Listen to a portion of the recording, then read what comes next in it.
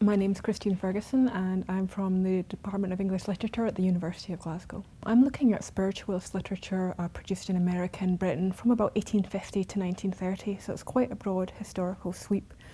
Spiritualism is a heterodox religious movement that starts in America, typically associated with the States, and then spreads around the world.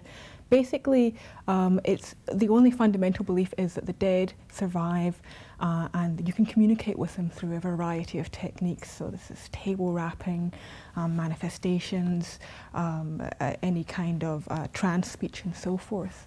So the movement produces a big community, but also a massive literary movement as well. So lots of texts that record ways to kind of contact the other world, and also lengthy descriptions of what this new afterlife looks like, which is in some ways very different than the traditional Christian afterlife. So I'm looking at those materials, particularly here at the Ransom Centre. There's a terrific collection of books that were owned by Arthur Conan Doyle. Now, everyone knows Doyle as the founder of Sherlock Holmes, but he was also one of the most famous spiritualists in the world for like the last 30 or 40 years of his life, and collected a massive volume of materials, many of them accounts of the afterlife, apparently channeled by people while under spirit control, and I'm looking at those. The material I'm finding here is going to go into my book, a project which is called A Determined Spirits, Eugenics, Heredity and Racial Hygiene in Transatlantic Spiritualist Writing. I think the very best thing about being here in person rather than looking at these materials online, which would be difficult anyway, they're so rare, is that you're reading the text but you're also reading the history of someone else's reading, and Doyle very much liked to annotate his texts. So they're all inscribed, and every once in a while you come across a little description on the front that tells you exactly what Doyle thought. Was it total rubbish, was it inventive, or was it a very good book with important truths?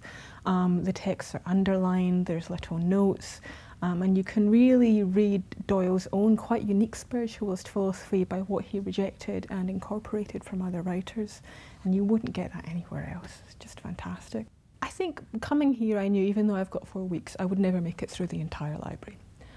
So it was a matter of being able to access the collection online, and there are really great finding aids available. So you can find all of the items in the library, look at them, and then you make informed guesses, often based on the title, about what might have captured Doyle's interest, what he might have been most likely to annotate, or what might have the kind of material that you want. It's quite intuitive in some ways.